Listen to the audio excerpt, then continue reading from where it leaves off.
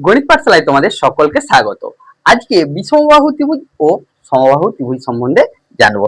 দেখো, বিষমবাহু ত্রিভুজ কি কি কাকে বলে? যে ত্রিভুজের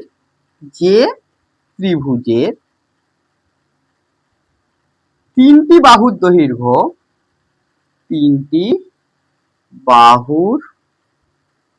দৈর্ঘ্য অসমান, তাকে বিষমবাহু ত্রিভুজ বলে।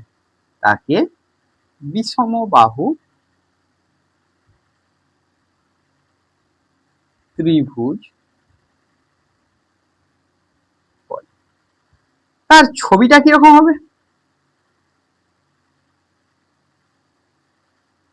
এরকম একটা আছে, যেখানে নাম দিচ্ছি এ বি সি। প্রত্যেকটা বাহুর দৈর্ঘ্য আলাদা হবে, অর্থাৎ প্রতিটা কোণের পরিমাপও কি হবে? ভিন্ন হবে। আর সমদ্বিবাহু ত্রিভুজ হলে যে ত্রিভুজের দুটি বাহুর দৈর্ঘ্য পরস্পর সমান,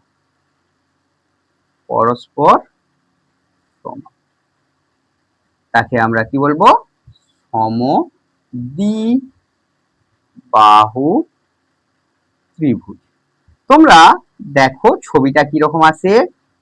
সাধারণত এরকম দেখতে হয়ে থাকে, যে দুটো বাহুর দৈর্ঘ্য সমান হবে, A B.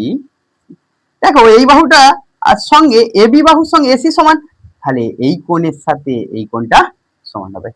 Thank you. Subscribe my YouTube channel.